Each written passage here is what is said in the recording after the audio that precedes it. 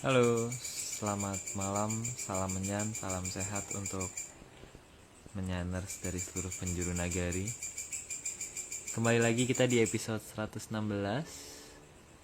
dengan judul Mustiko Sasmitane Hyang Dawuh Sang Moho Prabu Kandiawan. Nah, kita sekarang menunggu Bapak Agung dan Indra.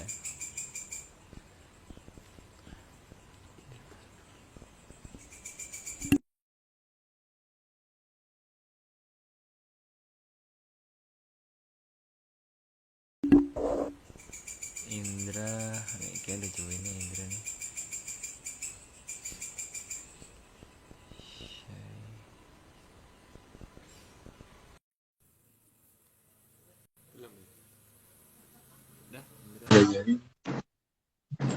Halo, Indra.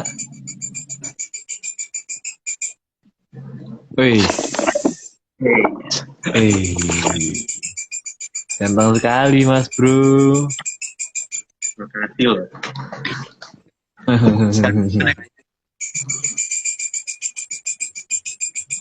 Ya udah, ini kita nunggu Om Agung, mungkin masih di perjalanan. Halo. Yuk. Oke, Indra gimana? Sehat di sana? Posisi di mana? Di rumah. Lagi di rumah sekarang. Bekasi. Wis, mantap. Mantap. Kita di mana sekarang? Ini kita lagi agak jauh dari Jakarta dan Bekasi. Lumayan jauh lah. Oke. Siap Indra? Siap minum nggak? 1 menit. Bentar, ambil minum. Ditinggal kita. Ya udah. Agak ke belakang aja ya, biar masuk semua di frame. Ini agak turunin dikit. Apanya? Oh nggak kayak ini ya? Coba ya. Itunya ya. Coba. Ya segitu aja. Oke. Hai Indra, udah selesai? Udah. Minumnya. Udah Mbak minum? Udah. 1 ember, cukup nggak? 1 ember nggak? Oke. Biasa 1 galon lah. Tapi banyak loh ini. Udah minum banyak tadi. Ya udah Indra, yuk siap ya. Siap. Oke. Oke, kita mulai dari slide pertama.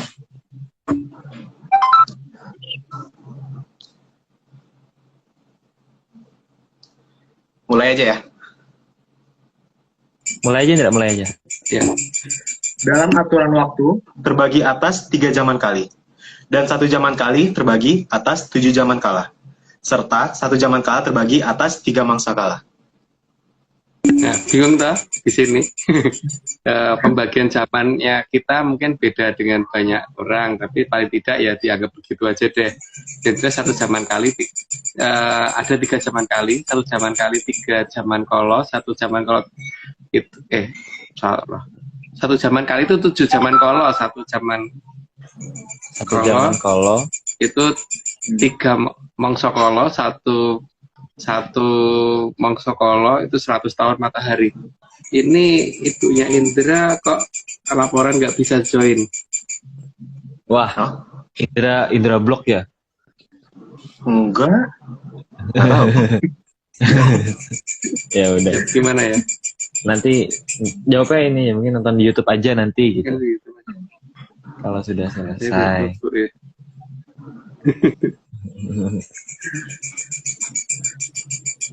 Ya udah, oke lanjut ya, Mbak. Oke, lanjut Indra. Slide 2 ya. Di zaman kali paling awal dinamakan zaman kali suara. Dan di zaman kali suara ada zaman keempat yang dinamakan zaman kala tirta. Kalau Tirta itu zaman di mana air laut naik tinggi banget. Nah, itu nggak tahu kalau di tempat lain dikatakan apa. Tapi kalau di kita dinamakan zaman Kala Tirta. Jadi dimulai dari marahnya Sang Mahaprabu Dewa Esa sampai dengan nanti munculnya Sang Mahaprabu Watu Gunung, itu zaman Kala Tirta. Oke, lanjut. kita lanjut. Zaman Kaliswara adalah zaman saat banyak makhluk yang tidak terlihat, namun suaranya bisa terdengar dengan sangat jelas. Ya, di zaman itu memang banyak antara manusia dan bukan manusia memang masih harmonis ya, jadi masih seperti itu. Antara hal yang harusnya tidak terlihat jadi bisa terlihat dan tidak terlihat bisa terlihat gitu. Yang jelas pada masa di mana manusia masih harmonis dengan alam, katanya begitu ya. Katanya ini masih cuma dongeng ontar ya. Ya, Bentar. dongeng, tapi nanti ada disclaimer-nya lumayan banyak. Oke, lanjut. Sehingga perlu diadakan pembedaan alam oleh manusia dan makhluk yang lain, agar tidak saling mengganggu karena ada beda kegemaran atas suara yang digemari. Ya, karena kalau untuk orang tertentu mungkin senang lagu apa, untuk manusia jenis lain senang apa. Tapi kan makhluk itu macam-macam ya. Jadi kalau misalnya kucing kan beda ya kesenangannya sama orang, di style musik bagus juga mungkin malah akan pergi gitu. Kalau ya hewan-hewan itu juga punya kegemaran akan suara tertentu, tapi mungkin dia beda-beda. Jadi itu memang harus dibedakan antara kegemaran satu dan yang lainnya. Mungkin yang dikatakan bagus dan indah untuk yang makhluk tertentu tuh nyebelin untuk yang lain gitu. Oke, lanjut Indra. Karena ini slide 5 nih. Iya, 5. Karena ada perbedaan jenis nada suara dan irama yang digemari tiap makhluk, maka perlu diadakan perbedaan posisi alamnya agar tidak saling mengganggu. Ya, selain posisi alamnya juga kalau bisa frekuensi suaranya juga dibedain supaya nggak saling mendengar gitu. Kalau memang kira-kira itu tidak sinkron suaranya, karena kalau misalkan seperti orang gitu kalau dengar suara kebungu terus-terusan juga lama-lama bosan juga kan. Jadi ya begitu juga untuk kebo mungkin dengar suara yang bagus sebagai manusia mungkin dia nggak suka. Jadi semua emang harus ada perbedaan alamnya dan kayaknya ini memang harus dibegitukan ya. Kalau ketika yang menganggap bahwa suaranya paling bagus ternyata enggak gitu. Lanjut. Karena maksudnya sesama manusia aja taste musiknya beda gitu. Beda-beda. Apalagi beda makhluk gitu. Misalkan kayak Indra suka dangdut, Aryo enggak. Ya misalnya itu contoh baik gitu. Atau Aryo suka dangdut. Enggak. Oh, Indra Maksudnya? kalau di mobil tuh dengerin dangdut tuh. Oh gitu. Oke, kita lanjut. Karena dia udah nih. Karena dia pada saat itu menjadi tempat tinggal bagi manusia dan 40 jenis makhluk bekasakan. Ya, bekasaan makhluk yang nggak jelas, makhluk yang wujudnya aneh-aneh itu namanya bekasaan bahasa kita ya. Dan bagi kita ada 40 jenis. Ada makhluk 40 jenis dan 40 jenis ini ada yang ganas dan ada yang tidak. Tentu saja dalam pembagiannya ada yang herbivora, omnivora sama karnivora, dan itu tugas manusia itu untuk yang herbivora, untuk yang omnivora sama karnivora sudah ditangani sama leluhur yang lain. Katanya begitu. Katanya loh guys. Oke, lanjut. Makhluk bekasakan itu jumlahnya jauh lebih banyak dari manusia. Dengan kemampuan logika rata-rata sangat rendah, hanya ber-IQ 0,1 yang tertinggi. Ya, itu makanya kan bingung juga ya aku kalau misalnya dikatakan kita kalau manfaatkan mereka harus mengadakan perjanjian atau gimana, mereka tuh IQ-nya aja cuma 0, ya, itu nggak nyampe 1, 0, itu udah bagus banget tuh mereka gitu loh. Jadi ya memang mereka makhluk rendah, tatarannya rendah, nanti tidak bisa kalau diajak ngobrol apa yang berat-berat, apalagi diajak ngadakan perjanjian. Makanya aneh juga sih kalau ada yang pengen ngadakan perjanjian dengan mereka itu. Disuruh mandi aja susah ya. Diajari mandi aja susahnya setengah mati. Apalagi dari sisiran bingungnya setengah mati kok. Ini suruh janji. Apalagi sudah ngadakan perjanjian. Ya, kita lanjut. Oke, lanjut. Sehingga mereka tidak akan mudah diajak bicara dan berunding, karena ada perbedaan kelas dalam logika. Ya, emang kita kalau mau ngajak berunding itu kan minimal IQ mendekati kita lah ya, jangan yang terlalu jauh gitu. Maksud iya misalkan makhluk dengan IQ 0, gitu diajak bicara. Mereka kan hanya makhluk yang hanya bisa berjalan berdasarkan kebiasaan dan naluri kan, bukan berdasarkan logika gitu loh. Tapi ya nggak tahu, kalau ada yang kayak gitu pengen diajak berunding ya monggo. Kita sih makhluk kayak gitu tuh harusnya diatur, bukan berunding dengan kita gitu. Lanjut. Karena lucu ya kalau misalnya tiba-tiba si Indra kan nih melihara ini anjing ya Indra ya, pom ya. Itu kalau melihara janjian dulu nggak Indra? Enggak lah, langsung ya janjian sama yang jual. Janjian sama yang jual. Begini sama anjingnya kan. Masa iya anjingnya? Nanti aku kasih makan, kamu kasih apa ya kan, nggak gitu ya? Terserah kita sih. Oke, yuk. Ya lanjut. Apalagi kalau diminta memahami aturan, mereka akan sangat sulit karena mayoritas tidak bisa membaca dan tidak paham apa yang namanya aturan. Namanya juga cuman IQ 0, ya. IQ 0, itu baca aja belum bisa, menghafal huruf aja belum bisa. Paling kalau bisanya cuma duduk, ya itu duduk, berdiri, jongkok gitu kan. Ngomong hihihi gitu. Ketawa juga cuma satu nada, hihihi gitu kan, lucu banget sih. Lanjut ayo. Oke. Indra. Sehingga benturan antara makhluk bekasakan dengan manusia akan sangat mungkin terjadi. Apalagi terjadi perkembangan jumlah oleh manusia dan oleh makhluk bekasakan. Nah, mereka juga berkembang, kita juga berkembang. Tapi kan perkembangan manusia tidak akan secepat mereka, karena kalau manusia kan tuh masih ada aturan-aturan kan. Kalau mereka kan tabrak aja gitu loh. Kalau tabrak aja namanya juga seperti itu ya. Bagaimana sih kalau kita pelihara ayam, apa mereka pakai aturan kalau mau kawin? Kan enggak. Mereka juga begitu, namanya bekasaan. Oke, lanjut Indra.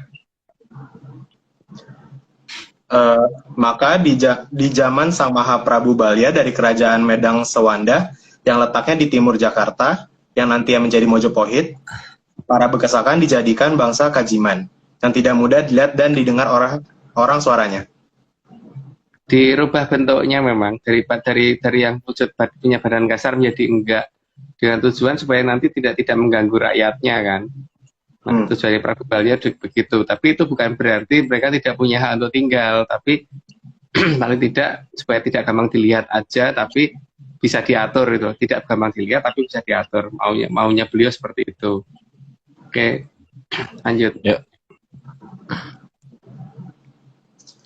Wanda itu artinya wujud. Sedang Swanda itu adalah yang mempunyai wadak atau badan kasar. Dan itu hanya satu jenis makhluk, yaitu manusia. Untuk ini ya, untuk yang dikatakan mempunyai intelektual, karena kodok juga punya wujud kan, anjing juga punya wujud, harimau juga punya wujud. Jadi ada makhluk yang mungkin bentuknya mirip dengan manusia tapi nggak punya wujud, itu dipisahkan menjadi di alam yang tidak bisa dilihat manusia, dengan tujuan supaya tidak terjadi kesalahan antara kita dan mereka. Misalkan terjadi campur antara manusia dan mereka, itu kan nggak beliau sudah menginginkan supaya itu jangan sampai terjadi antara manusia dan mereka. Gitu, karena dipisahkan dengan cara seperti itu. Lanjut. Sehingga Swanda itu artinya adalah satu wujud. Yaitu satu wujud untuk yang punya wadak persis mirip dengan manusia. Jadi kalau harimau kan jelas beda dengan manusia, kodok jelas beda. Jadi tidak akan ada kemungkinan manusia akan kawin silang dengan mereka itu, karena ya paling tidak kita punya logika. Tapi kalau ada yang mau melakukan itu, ya itu bukan urusan kita. Tapi paling tidak kan Prabu Balya sudah berusaha memisahkan yang mirip bentuknya dengan manusia, yang bukan manusia itu supaya ada di sana gitu. Ya lanjut. Sedangkan makhluk wujud lain pada masa itu dibuat tidak terlihat. Di sini, Sang Mahaprabu Balya berhasil menempatkan mereka pada alam yang berbeda, tapi masih tetap sama di Arcapada.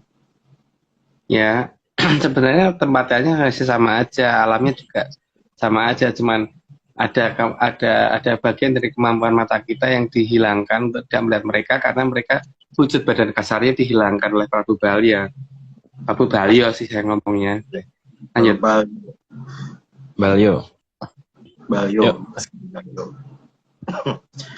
Jadi sejak di zaman kerajaan Medang Suwanda, inilah makhluk halus mulai ada. Maksudnya makhluk halus bukan makhluk yang badannya halus ya. Jadi apa mandi luluran dan sebagainya terus itu kan halus juga, itu bukan begitu ya. Tapi bedakan mulu itu juga tidak, maksudnya makhluk halus itu ya yang tidak menjadi tidak bisa terlihat. Kalau dalam bahasa Jawa namanya lembut gitu. Oke, lanjut. Indra. Namun makin lama setiap makhluk tetap makin bertambah banyak dan persinggungan tetap terjadi. Nah, kalau makin banyak kan persinggungan pasti tetap akan terjadi dan mereka jumlahnya lebih banyak daripada manusia. Ya disinilah mulai harus ada aturan-aturan yang diterapkan terhadap bagaimana manusia dengan mereka. Cuman mereka memang nggak bisa diajak berunding, nanti manusialah yang harus ngerti bagaimana bertingkah laku terhadap mereka. Oke lanjut, Indra. Karena setiap makhluk hidup selalu bisa berkembang biak, sehingga jumlahnya juga akan semakin banyak. Nah, itu sih nggak perlu jelasin ya, memang pasti seperti itulah. Lanjut aja, Indra. Maka di zaman Kalatirta dimulailah sebuah cerita sehingga kerajaan dinamakan Kerajaan Purwacarita. Itu mungkin penjelasannya di bawah, jadi mungkin nggak tak jelasin dulu. Lanjut aja, Indra. Kerajaan Purwacarita saat itu ada di Istana Balai Kembang. Yang dimaksud Istana Balai Kambang bukan Istana Balai Kambang yang mengambang di atas air ya di sini ya, karena kalau ngambang di atas air itu biasanya pakai kata-katanya ngambang, balai ngambang itu loh. Kalau dikatakan kambang itu biasanya melayang di atas. Itu Istana Balai Kambang yang sekarang ini kalau kita mau mengamati kemungkinan besar tuh ada di belakang bulan gitu. Jadi ini kelihatan kok kalau pas bulan sabit gitu loh. Kelihatan kayak ada yang nyinarin dari belakang. Ada double gitu. Dan dulu sebelum Balai Kambang ini mendekat kan, kalau pas bulan sabit biasanya nggak kelihatan ada ininya apa namanya Hitam bulat di belakangnya itu nggak kelihatan yang bagian hitam bulatnya itu. Kalau sekarang kan kelihatan karena kayak ada yang nyinarin dari belakang gitu. Oke, lanjut. Kerajaan Purwacarita di masa itu dipimpin oleh Sang Mahaprabu Kandiawan. Cerita ini mungkin akan banyak terkenal dan itu cerita termasuk kejadian Kadipaten Pasir Pesisir dan sebagainya itu ya, tapi itu tidak perlu diungkap di sini, cuman mungkin beberapa hal yang kecil tentang apa yang terjadi itu mungkin nggak apa-apa diungkap dikit-dikit. Lanjut, Indra. Di masa itu sempat terjadi keributan oleh Putut Jantaka yang membuat keributan di Kadipaten Pasir Pesisir. Ya gitulah, nggak perlu jelasin, lanjut aja.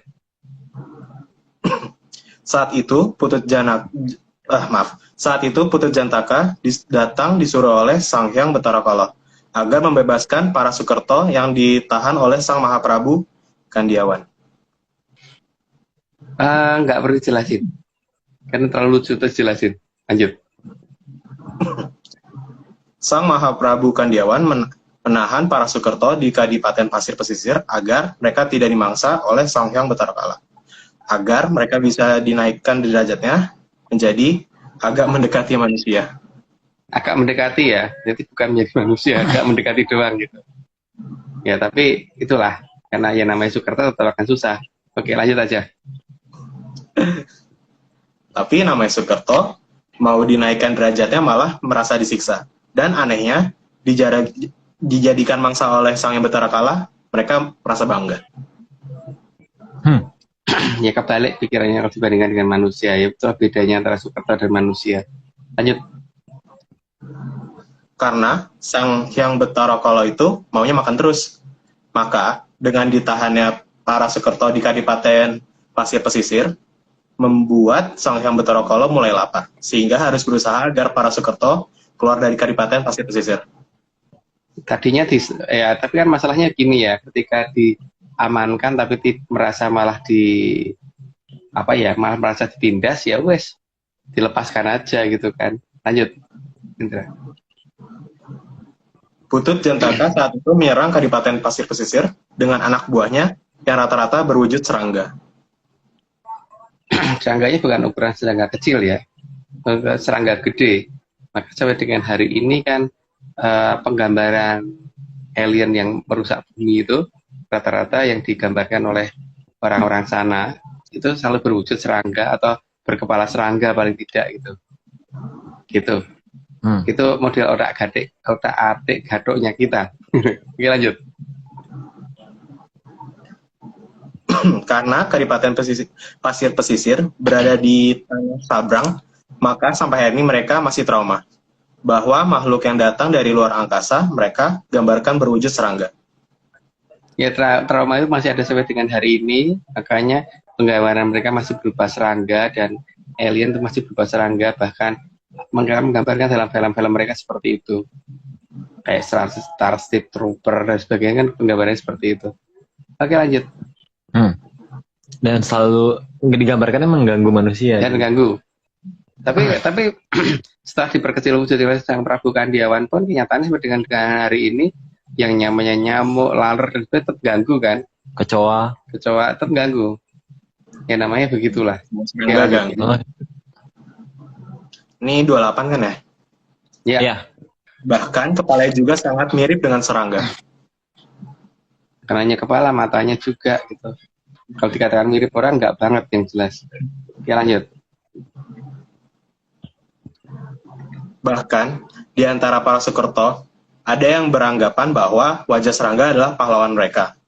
Dan di daerah itu mati demi Sang Hyang Betara Kala yang menjadi pemimpin mereka adalah tujuan hidupnya.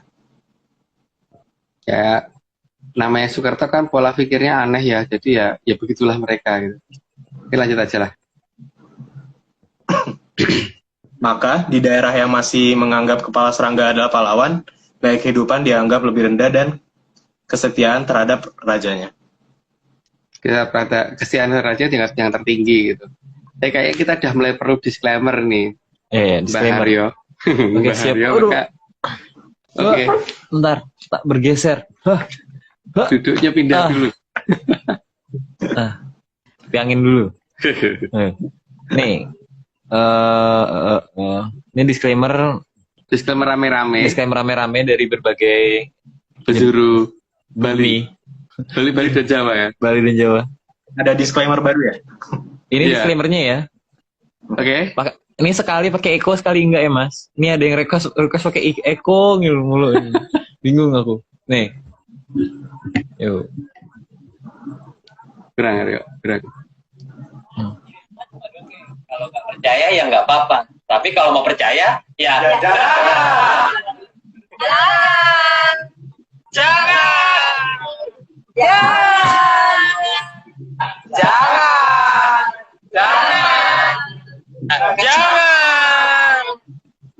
Lagi. Itu dia. Dari kedengeran suaranya kan ya. Disclaimernya harus kedengeran ini. Lagi.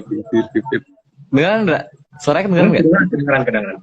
Aman ya. Oke, sekali lagi pakai echo ya. Karena ada request pakai echo, jadi pakai echo. Sekali lagi ya.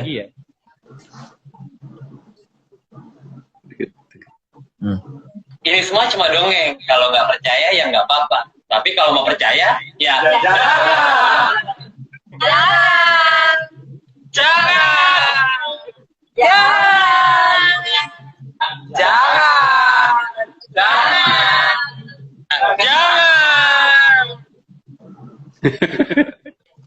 Ya begitulah, jangan ya, jangan dipercaya guys. Jangan ya, jangan. Oke, lanjut. Kita lanjut.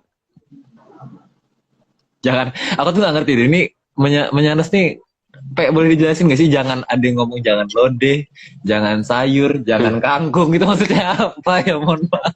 Bukan sayur kok, jangannya bukan jangan sayur. Jangan ya biar tidak, gitu loh.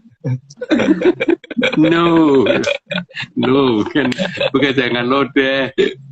Aduh, bingung. Oke, kita lanjutkan. 31. Oke. Kematian demi sang raja untuk membunuh pihak lawan menjadi kebanggaan, meskipun harus mati. Ya, itu kan bisa dilihat dalam perang dunia. Lanjut aja. Kedengeran nggak? Tadi ngomong kedengeran nggak? Aman. Udah aman. Dengar. Tadi ya 31 tadi enggak ngomong, ini aja. berarti nggak kedengeran ya? Oh, kedengeran kok 31 aman. Kedengaran, udah 32 sekarang. Oke. Saya tadi sempat DC. Hmm. 32 berarti ya? Iya. Yuk. Kondisi ini yang diuntungkan adalah Sang Hyang Bathara Kala karena makanannya atau panen Sukerto bisa dilakukan tiap aturan tertentu.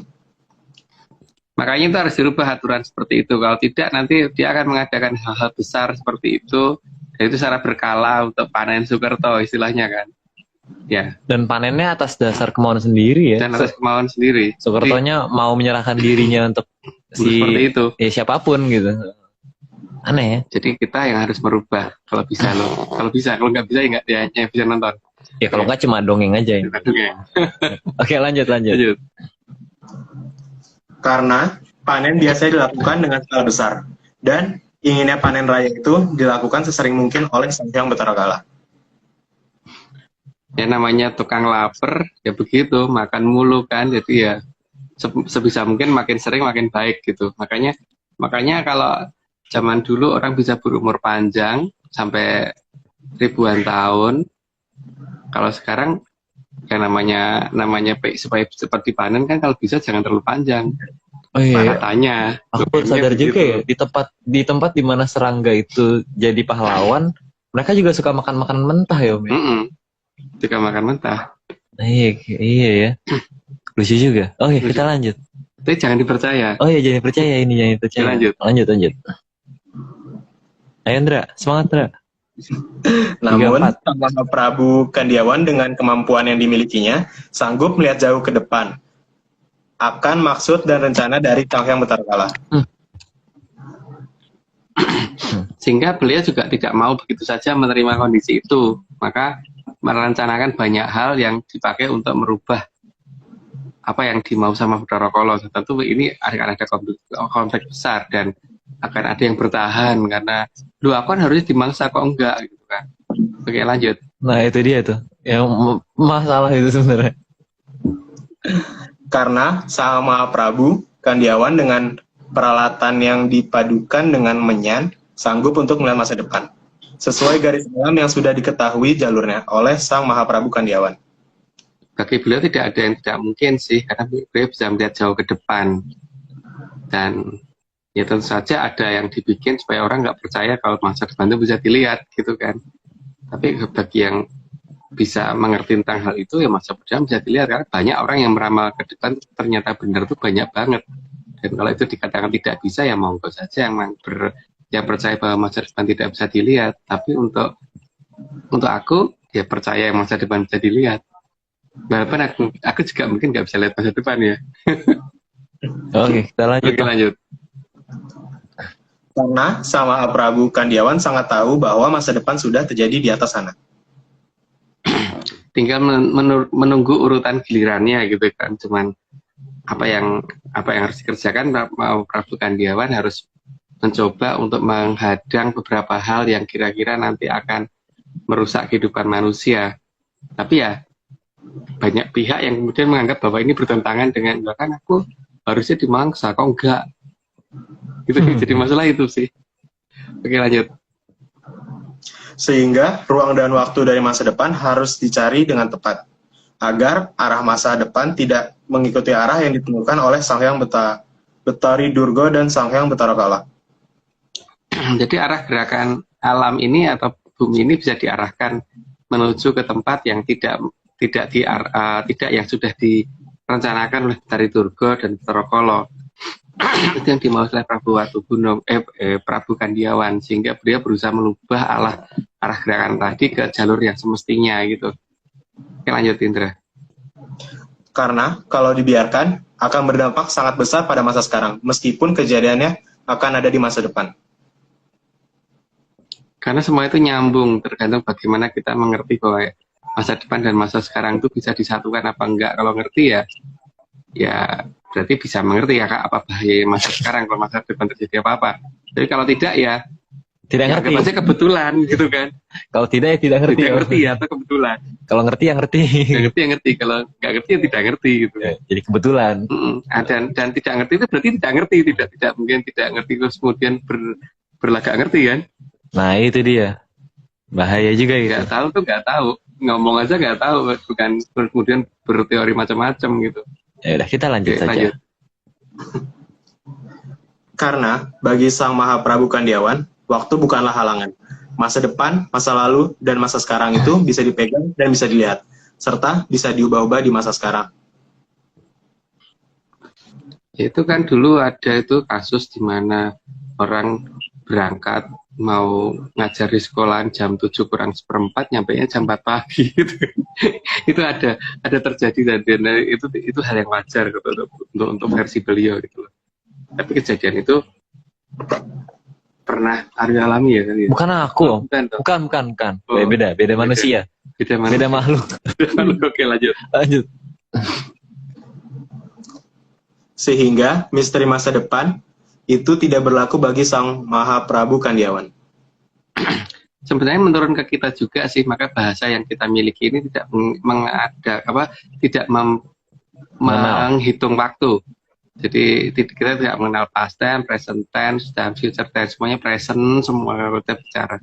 Artinya masa lalu, masa depan, dan masa sekarang ini bisa kita satukan di masa sekarang gitu kan. Cuman cara nyatuinnya kok nggak tahu kemana gitu loh caranya. Hilang. Mungkin sudah berubah jadi filsafat. Itu dia. Oke, lanjut.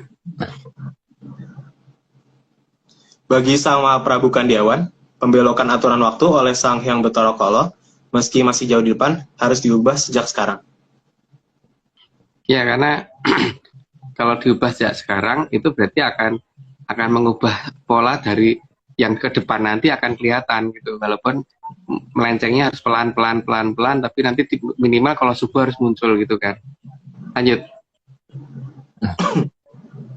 Maka, beliau juga meneliti satu persatu dari zaman kali agar manusia layak hidup sebagai manusia, bukan hidup sebagai Sukerto.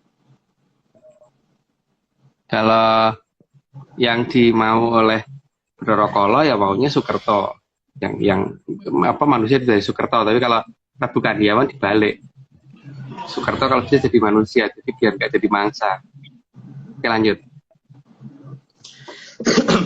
Dan ada satu zaman kali, yaitu di zaman Kala Bendu, yang beliau sangat prihatin karena hukum menjadi alat untuk mengatur manusia.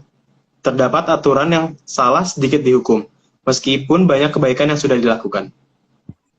Yang namanya jam kalau bendu itu kan artinya hukuman ya. Makanya di zaman dimana ketika hukum adalah panglima, itu adalah zaman kalau bendu. Karena jelas banget itu arti bendu itu apa. Bendu itu hukuman. Jadi ketika hukum sebagai panglima, ya itulah namanya zaman kalau bendu. Disadari itu kapan apa tidak, ada atau tidak, terjadinya kapan, ya itu aku tidak tahu. Tapi yang jelas ada yang namanya zaman kalau bendu. Lanjut. Timbangan yang sebenarnya benar, tapi sengaja dilihat dari sisi yang berbeda, sehingga kebaikan yang banyak kalah sama kesalahan yang sedikit.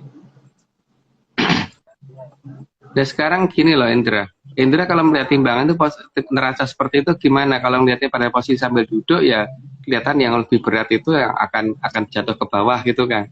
Tapi kalau Indra sedang kopstang kan posisi kepala di bawah, kaki di atas. Kalau melihat seperti itu kan berarti gimana?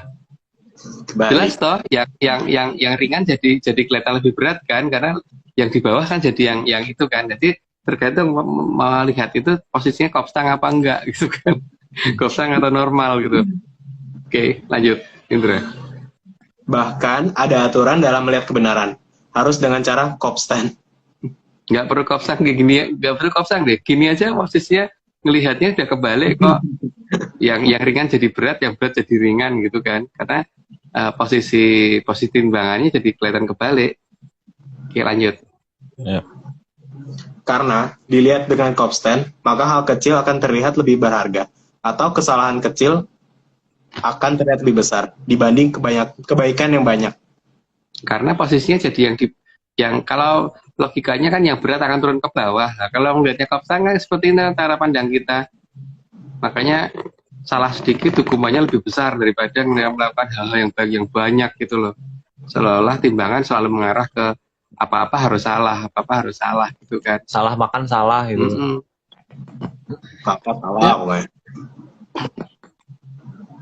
Oke, lanjut Indra. Maka di zaman kala bendu, hukum ada di atas segalanya. Iya, di atas segalanya, dan kalau toh katanya bener pun harus dihukum. Makanya yang paling jelas gini ya, kalau kita jalan di atas bambu itu mungkin kaki kita masih bisa menapak dan agak sakit. Coba kalau misalkan jalan di atas kawat, pasti kaki kita lebih sakit kan? Bisa Dan robek bisa itu malah. robek. Nah kalau lebih tipis lagi dari kawat, pasti tangan kaki kita bisa kebelah itu. Nggak akan bisa Nggak akan bisa napak aja lempar, nggak mungkin. akan bisa napak. Nah, kalau dasarnya adalah itu, harus menapakin cepat seperti itu apa ya, ya bisa gitu loh. Tapi ya itu kan masalahnya kita bandinginnya ke antara kawat dan bambu ya. Kawat sama bambu jadi nggak bandingin dengan yang lain loh. bandinginnya ya nggak sama jembatan ya Om ya. Heeh. Kan kalau jembatan kita bisa Kalau jalan. jembatan bisa jalan. Kalau kawat kasihan orangnya ya. Tapi lebih tipis dari kawat gimana? Sama apa ya? Ya maaf nggak tahu juga. Nggak tahu juga sih apa yang lebih tipis dari kawat, aku nggak tahu. Ya udah kita lanjut deh. Akhirnya kejerungup terus gitu. Ya lanjut Dra. Maka beliau mulai menata urutan perubahan zaman dari kala bendu ke kala subuh dengan banyak pesan. Dan pesan yang akan muncul sebagai suara berdasarkan urutan kejadian dan urutan waktu. Ya, dan pesan itu sudah akan muncul dalam urutan kejadian, tapi hanya diterima oleh beberapa orang tertentu yang mungkin itu harus menyebarkan berita itu gitu ya. Dan nggak tahu mungkin Ndoro Mas Aryo ini yang terima itu. Jadi ini ada disclaimer baru Om. Ini cuma dongeng, jadi ya jangan lodeh. Ya, oke, itu akan kita pakai beberapa kali itu. Jangan lodeh ya. Oke, lanjut. Maaf, ini tadi berapa? 49. Sekarang 49.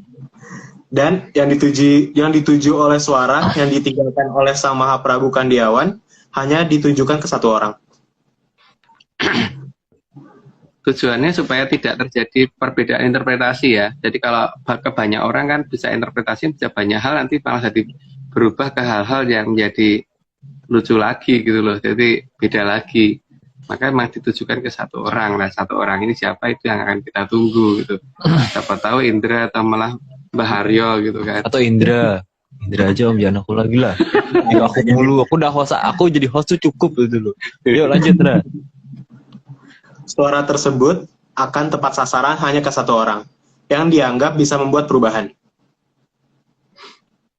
Akan tepat sasaran ya, artinya dia tidak akan didengar orang lain gitu.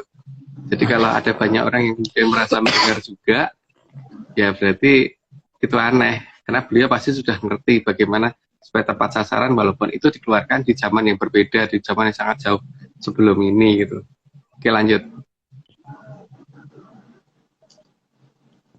Dan suara itu tidak akan bisa dimengerti jika terdengar oleh pihak yang tidak ditunjuk oleh Sang Maha Prabu Kandiawan. Karena pertama menggunakan bahasa yang tidak dikenal, terus yang kedua menggunakan inskripsi yang lebih ribet, terus juga seperti sinyal diskret yang datang gayanya so ngerti, udah kita sendiri pengen dengerin gitu ya. Oke, lanjut aja. Lanjut. Tujuan dari semua itu adalah agar manusia bisa berkembang baik dan tidak menjadi bahan panen dari Sang Hyang Betara Kala. Itu yang diinginkan ya. Jadi, tapi kan masalahnya ketika ada yang memang pengen jadi bahan panennya, ya monggo aja gitu loh. Silahkan gitu. Misalkan berjalan di atas kawat yang sangat tipis gitu kan. Ya kan kasihan Kan ya. nekat namanya. Jalan di atas jalan jembatan aja kok harus jalan di tempat yang gitu. Di atas pipa aja sakit kok. Yang pasti sakit. Dia mau milih di atas kawat. Ya tapi itu pilihan orang sih. Dia pilihan, gak boleh dilarang. Kita nggak boleh ngelarang. Jadi Oke, monggo. lanjut, Indra. Maka tujuan terlihat jelas sebagai Hamemayu Hayuning Bawono. Hamemayu Hayuning Bawono kan berarti memperindah alam jadi lebih indah, itu tujuan beliau. Jadi jangan sampai ada yang jadi korban gitu. Maka tidak boleh ada yang namanya tumbal dan sebagainya gitu kalau kasih beliau ya. Ya, lanjut. Tumbal dalam bentuk makhluk apapun lah ya. Apapun. Jadi ya, maksudnya kecuali ya tujuannya untuk emang buat kebutuhan makan itu ya maksudnya masih normal gitu. Ya itu bukan tumbal, tapi itu pun nggak boleh manusia makan manusia. Ya manusia nggak boleh gitu, tapi ya harus yang layak dimakan lah. Ya. Yuk kita lanjut Ndra. Dalam Hamemayu Hayuning Bawono, tidak hanya alam yang bisa dilihat yang harus di Hamemayu, tapi juga para bekasakan yang juga harus di Hamemayu. Artinya kan yang harus diperbaiki itu bukan hanya yang bisa kita lihat, tapi juga yang nggak bisa kita lihat. Jadi masalahnya sekarang kan bagaimana supaya kita bisa memperindah sesuatu yang tidak bisa kita lihat itu, jadi tidak menjadi sesuatu hal yang justru kalau kita lihat kabur gitu kan. Harusnya mereka tuh tidak memayu, bukan ditinggal kabur. Padahal tuh kadang-kadang mereka tuh hihihi itu minta diajarin mandi ya Om ya. Makanya kebanyakan kan makhluk seperti itu kalau nampak justru di kamar mandi. Di kamar mandi. Pas kita lagi mandi gitu loh kan. Kebanyakan pas baunya muncul tuh pas kita lagi mandi. Karena emang minta diajarin itu. Minta diajarin mandi, minta diajarin sabunan. Pas lagi bercermin, pas kita mau sisiran gitu kan. Ya itu karena minta diajarin sisiran, bukan maksud nakutin, karena emang IQ-nya 0, ya. Iya. Kasian sebenarnya. Oke, lanjut Indra. Karena makhluk bekasakan juga diciptakan oleh yang kuasa, maka mereka juga punya hak hidup, bukan hak mati. Punya hak hidup itu berarti punya hak untuk tinggal ya. Hak tinggal itu berarti karena gini, kalau yang maha kuasa menciptakan mereka dan mereka nggak boleh tinggal, itu berarti kan aneh ya. Sesuatu yang diciptakan itu memang diberi tempat gitu. Kalau dikatakan tempat kita dan tempat mereka berbeda, emang iya. Tapi kan kadang-kadang persinggungan tetap akan terjadi. Tapi mereka punya hak untuk tinggal juga. Ini bekasakan ya, ini kita ngomong bekasakan ya. Tapi kan itu orang lain berinterpretasi berbeda gitu. Kalau kita sih berpikirnya begitu, kalau yang lain ya monggo aja gitu. Mau berbeda dengan kita ya silahkan. Yang penting kalau bagi aku, mereka supaya jangan ganggu ya kudu diopeni gitu kan. Kalau mereka diusir-usir kan mereka makin lama ngelumpuk di suatu tempat yang sepi dari manusia kan, dan itu bisa berbahaya malah jadi ada korban jiwa beneran itu jadinya. Tapi kalau misalnya mereka lagi pengen niat nakutin terus kita bilang sini tokonya kasihan gitu, udah just diajarin mandi kan mereka juga kaget. Iya, lucu. Ini kasih sini daripada kamu kayak gitu kan. Oke, lanjut. Maka Sang Maha Prabu Kandiawan berlomba dengan waktu agar bisa mencegah kesalahan yang pasti terjadi di masa depan. Agar bisa diubah, maka aturan waktu, baik masa lalu dan masa depan, harus bisa dilihat dan dikerjakan sekarang. Itulah mungkin karena beliau itu, makanya aturan waktu yang ada dalam bahasa tidak masuk dalam tata bahasa kita gitu. Walaupun di bahasa Soekerto itu masuk ya. Jadi mereka masih melihat masa lalu, masa depan, dan masa sekarang itu masih dipisahkan gitu. Masih ngomongnya pakai past tense lah, present tense lah, apalah itu loh. Di kita enggak. Oke, lanjut. Di zaman Sang Maha Prabu Kandiawan inilah aturan masa depan diketahui akan rusak di zaman Kala Bendu. Maka harus diperbaiki di zaman Kala Subo.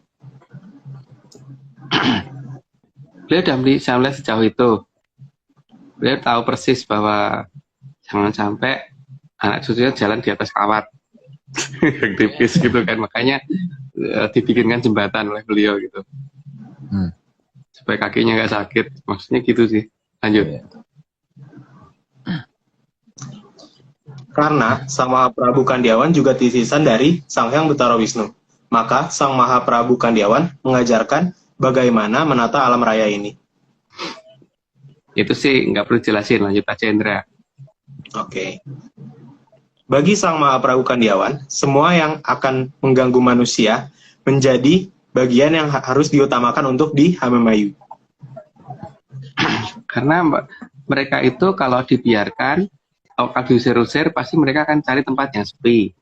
Biasanya tempat yang sepi biasanya hutan, kuburan gitu kan. Terus kalau misalkan mereka makin lama berkelompok di sana, makin lama kan mereka juga makin merasa kuat dan makin berani. Kalau makin berani kan berarti mereka akan ganggu orang lebih banyak lagi. Maka kemudian di-distract harusnya dengan cara ya jangan sampai mereka bisa berkumpul sebanyak itu gitu loh. Jadi harus dipisah, pecah. Kalau setiap satu orang diikuti oleh 10 atau 20 kayak gituan kan paling tidak mereka tidak akan terkumpul menjadi 1 juta makhluk kayak gitu dalam satu tempat gitu kan. Jadi mau Kalau satu orang lebih banyak lagi malah lebih baik. satu orang lebih banyak lagi lebih baik, artinya tidak berkumpul dalam satu tempat yang mungkin bisa berbahaya beneran bagi manusia. Maksudnya beliau begitu, tapi kan orang boleh berpendapat lain. Oke lanjut. Yuk, lanjut. Maka bagi Sang Maha Prabu Kandiawan, makhluk sejelek apapun harus dihamemayu. Nah, si Hapamayu itu harusnya dirubah bentuknya jadi nggak serem, harus dijadikan lebih lucu-lucuan aja gitu, jangan untuk serem-sereman. Kalau bisa dipakai untuk lucu-lucuan, kenapa dipakai untuk serem-sereman kan? Ya kayak gini, makhluk kayak gini coba bayangin, datang-datang itu pakai baju Mickey Mouse, pakai bandu yang ada itunya, bandu pink gitu kan lucu jadinya. Itu coba kelihatan tuh modelnya, sisiran juga nggak ngerti, baju juga terakhir 500 tahun yang lalu belum nggak pernah ganti, wajah nggak ngerti cara pakai make up, kuku sampai panjang-panjang nggak ngerti pedicure apa balik Iya, ya gitulah pokoknya. Bau juga nggak jelas, nggak ngerti, sikat gigi juga nggak pernah gitu kan. Ya itu kan memang harus harus namanya Memayu ini Bawono kan bentuk makhluk yang kayak gitu, jadi ya lucu kayak panda, kayak Pinocchio kayak bener. Iya. Lebih bagus gitu loh. Oke, lanjut. Tapi harus diingat ya, kemarin tuh ini ya, kayak mereka pun diwujudkan seperti ini kan belum boleh sebenarnya menunjukkan diri ya Om ya. Jadi mumpung belum boleh, iya, ya diopeni aja, disuruh nonton YouTube disuruh nonton YouTube orang mandi. Tapi jangan kaget habis itu ada yang mandi tengah malam gitu kan. Di kamar mandi saya terus ya. Yang ngajarin siapa gitu. Oke, lanjut. Tentunya Hapemayu bukan hanya pada cara berpakaian, dandanan, dan bentuk tampilannya, tapi juga bagaimana berkelakuan yang pantas. Ya itulah, jadi bukan hanya ini, jadi maksudnya berkelakuan yang pantas itu ya cara bicaranya diajarin, cara yang ngomong gimana, cara ketawa gimana, maksudnya cara ketawa cuma gitu buat diganti yang gimana kayak yang lebih lucu gitu, jangan cuma kayak gitu doang gitu loh. Diajarin ngomong disclaimer ya Om. Diajarin ngomong disclaimer gitu kan. Kalau tidak percaya ya coba, kalau mau percaya jangan gitu kan. Diajarin ngomong begitu kan lebih lucu daripada cuma gitu. Ini ada yang nanya Om, apa mereka punya raga? Mereka nggak punya raga tuh saat ini karena memang dari zaman Prabu Balyo kan mereka sudah raganya di ini kan. Ya, jadi di Sernake. Jadi tadi ya di awal tadi ya. itu Om. Jadi Maha Prabu Balyo itu akhirnya makhluk-makhluk seperti ini dijadikan apa namanya ya, makhluk apa? Jadi hilangkan kajiman gitu ya, jadi kajiman. Jadi bangsa lembut, jadi kayak apa, badan kasarnya udah gak ada sama sekali, jadi mereka udah tinggal halus. Oke, kita lanjut. Dalam proses Hapemayu, maka diharapkan agar manusia bisa mengajari bukan diajari, dan manusia harus disembah oleh mereka, bukan manusia yang menyembah mereka. Itu yang sering sangat sangat berbanding terbalik dalam kondisi saat ini yang aku dengar di lapangan gitu, karena mereka lah yang harusnya sungkem ke kita, bukan kita sungkem ke mereka gitu. Ya memang bisa digunakan, kenapa enggak gitu loh. Kita misalkan pelihara anjing aja boleh kok untuk jaga rumah, budaya mereka untuk jaga rumah kan lucu juga kan, ada maling masuk mereka nongol gitu, lumayan kan. Mau nyari apa Pak gitu kan, pingsan kan malingnya. Jadi itu kita harusnya nggak boleh takut sama mereka ya? Ya iya. Jangan. Ya mungkin kalau misalnya nggak biasa pasti takut, pasti manusiawi lah takut kalau yang hal-hal yang nggak diketahuin. Tapi seenggaknya membiasakan diri untuk ya, nggak takut sampai seperti itu. Ya melucu dong. Tugas kita ngatur mereka, kita harus takut. Ini ada yang nanya Om, kalau mandi lantainya nggak basah? Basah dong. Basah kok. Basah bener kok. Basah bener, dan sabun kita habis bener. Sabunnya habis bener. Kalau pas yang dipakai sabun loh, kadang-kadang mereka liru Porstex segala dipakai untuk mandi. Masalahnya kalau salah naruh marjan itu loh, yang dipakai mandi marjan ya. Sebagai mandi. Oke lanjut. Iya. Sabun di rumah sering jatuh gara-gara itu kali ya? Iya, mereka tuh ngelihat sabun di rumah jatuh tuh, mereka tuh ngelihat kita pakai sabun itu terus wangi, pengen ikutan, nggak tahu caranya gitu Iya, kan. Pengen buka aja nggak ngerti, malah Iya. digigit iya kayaknya, iya, masih makan. malah dimakan gitu. Oke, lanjut. Lanjut nah. Jadi, meskipun bentuknya jelek dan tadinya liar, tapi semua makhluk hidup punya hak hidup. Jadi, bukan untuk diusir-usir. Itu versi kita ya. Kalau kita sih mending tidak diusir, karena kalau diusir kan mereka akan terkumpul di satu tempat yang mereka anggap paling sepi. Karena bumi ini ya cuma segitu gitu. Jadi kalau misalkan mereka berkumpul di satu titik, itu malah jadi bahaya kali ketika mereka merasa sudah terkelompok dan jadi merasa lebih kuat. Oke, lanjut, Hendra. Sama ini ya, mungkin contohnya itu kan kayak apa namanya, tawon itu kan kalau misalnya dia didiemin kan mungkin awalnya 1-2 nggak ganggu, terus 3-4 soalnya 100 itu baru ganggu gitu kan, baru berbahaya. baru berbahaya Ya, seperti gitu. tawon gitu kan. Semut juga gitu, 1-2 mungkin nggak ganggu, tapi kalau sudah satu kelompok, wow, hati-hati ya. Ngeri. Amen. Lanjut. Contohnya itu ya mungkin ya. Lanjut. Karena makhluk dari tataran bekasakan juga bisa takut. Karena punya rasa takut inilah mereka bisa jadi diatur, bukan mengatur. Harusnya kan memang begitu ya.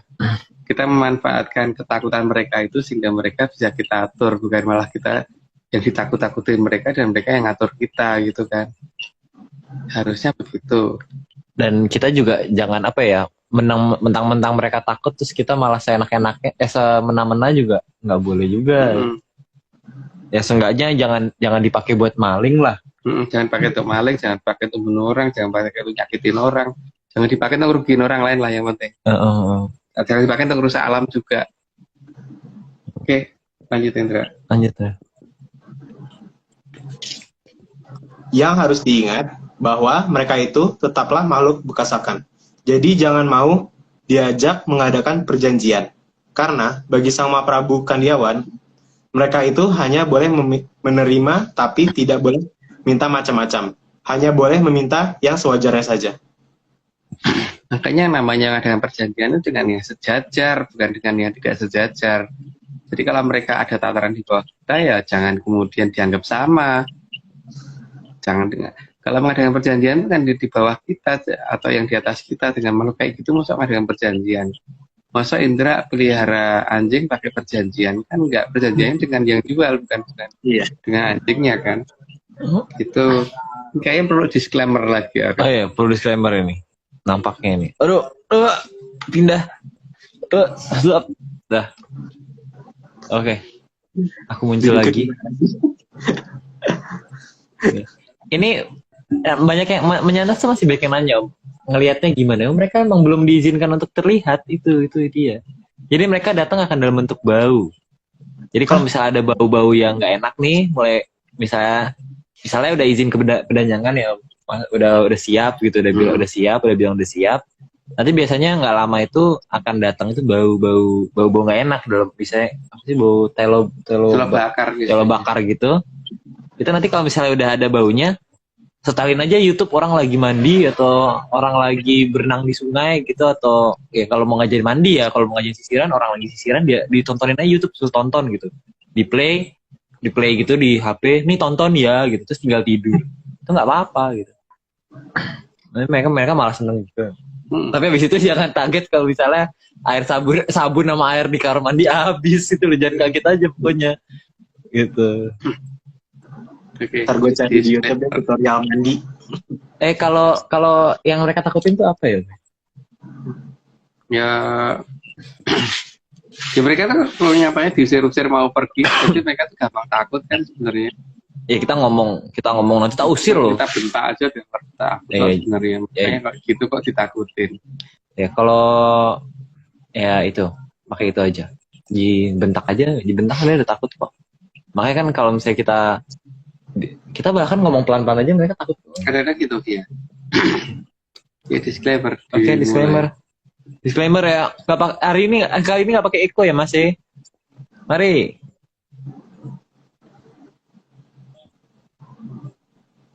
ini semua cuma dongeng. Kalau nggak percaya ya nggak apa-apa. Tapi kalau mau percaya, ya jangan.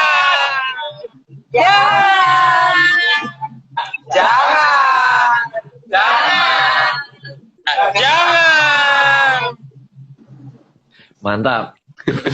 Top. Disclaimer-nya keren sekarang. Tapi nanti akan ada disclaimer satu persatu juga sih. Ini kan baru kita kumpulkan jadi satu. Nanti ada yang satu persatu. Nanti disclaimer akan kita upload di YouTube juga. Nanti Disclaimer plus disclaimer yang sudah ditotalin kayak gini tadi. akan diupload di YouTube ya. Jadi kalau misalnya mau sombong ke orang bisa. Oke, kita lanjut, Ndra. Kita udah 66. 66. Harus dipahami. Bentar, ada yang nanya lagi. Kalau dibentak apa nggak nyerang, Om? Mas? Aku nggak pernah diserang tuh. Nggak pernah nyerang ya. Ya karena mereka pada dasarnya ya maksudnya mereka sadar juga ya mereka lebih rendah dari manusia kan. Sama aja kayak apa ya? Oh, nggak sih, nggak ada yang sama. Nggak ada yang sama. Jadi kalau Anjing itu masih bisa gigit, tapi ini nggak bisa ngapa-ngapain deh. Ya paling maksimal tuh nakut-nakutin, jadi kayak banting pintu, buka pintu, banting jendela. Ya gitu-gitu paling nakut apa? Ada suara strek Ya. jalan. Atau ya hihihi gitu ya paling gitu. Ya, Konser paling suara gitu. apa? Konser suara, nggak gigit, nggak marah, nggak fisik lah. Nggak fisik. Tapi mereka ngerti nggak sih kalau kita bilang jangan ganggu gitu? Ngerti banget. Ya antara ngerti dan enggak, karena bahasa zaman sekarang kan mereka nggak paham. Oh ya, kebiasaan sih. Yes. Jadi kalau misalnya mungkin lu ngomong jangan ganggu terus dia ganggu lagi terus lu marah kan dia ngerti, oh jangan ngerti itu tandanya jangan ganggu gitu kan. Ya kayak ngajarin Momo, Ndra, anjing lu itu kan nggak mungkin ngerti kan disuruh duduk gitu. Pasti ngerti harus dong. duduk tuh gimana? Enggak, awal ngajarin duduk Cukup gimana? lama kan, ngajarin itu aja tuh cukup lama gitu. Cukup lama ya. Ya kan. Nah iya, makanya ya kayak gitu. Jadi pasti ngajarin mandi juga jangan berharap diajarin mandi langsung bisa mandi terus nggak bau ya. Diajarin mandi terus taunya HP-nya yang dibawa ke kolam renang nggak tahu juga. Nggak tahu juga. Masalahnya itu nggak tahu juga itu loh. Ya pokoknya sabar ngajarin mereka tuh sabar kasihan. Butuh waktu ya. Mungkin kalau cara-cara yang lain mungkin akan dilanjutkan di setelah akan diberitahu setelahnya lah. Mungkin sekarang kita bareng-bareng ngajarin kalau mau ikutan ngajarin mereka mandi dulu, minimal mandi sama sisiran lah. Jadi seenggaknya udah bener dikit gitu. Yang lain-lainnya ngajarin yang lain-lainnya mungkin di kesempatan berikutnya ya Om ya. Oke. Lanjut. Harus dipahami bahwa secara hierarki manusia ada jauh di atas makhluk berkasakan. Sangatlah penting untuk memahami posisi agar manusia yang berkuasa bukan berkasakan yang menguasai manusia. Ya, tapi syaratnya berkuasa itu berarti satu tidak takut ya. Kalau takut namanya bukan berkuasa. Kalau takut itu jadi 1-1 poinnya, atau malah 1-0 menang sana gitu loh. Kita nggak boleh takut. Karena itu nggak takut itu harus ngerti bahwa mereka ada di dataran bawah kita. Dan mereka harus ngerti juga mereka juga kemungkinan untuk melakukan sesuatu ke kita tuh sangat kecil gitu, hampir nggak ada gitu. Om, ini ada yang menyarankan kalau kita bikin sesi tutorial mandiin demit, kayaknya. Mungkin satu episode sendiri gitu. Satu episode sendiri gitu. Jadi benar-benar tanya jawab gitu Om. Jadi kalau mau mandiin gimana gitu caranya. Kan waktu kopdar udah, kalau kopdar kita pas. Oh ya, kalau kopdar. Kalau mungkin kalau yang IG perlu nggak kira-kira? Ya mungkin nanti deh. Mungkin nanti ya. Setelah apa semua pesannya itu pesan yang dimau oleh Mbak Tugul udah sampaikan semua, baru mungkin ada tutorial itu nanti. Mungkin 118 ke atas mungkin ya. Ya. Tapi ini ada yang nanya Om, kalau mereka berkumpul, ya kadang-kadang datang ke rumah sekali datang udah 15 ya? Iya. Enggak. Banyak. Iya, belum tentu mereka berkumpul tuh makin berani. Enggak juga. Mereka kalau sekali datang tuh 15, 20 gitu loh. Kadang-kadang banyak sekalian gitu. Baunya bau banget jadi ya. Enggak jelas gitu baunya. Ya udah kita lanjut. Tapi manusia juga harus bisa sabar dalam menata makhluk berkasakan. Karena kalau dalam skala IQ, mereka itu jenis makhluk IQ dengan IQ 0,1 atau dalam bahasa Ki Tunggul Jati mereka itu makhluk 0, Ya, Mbak Tunggul kalau ngomong begitu, makhluk 0, istilahnya.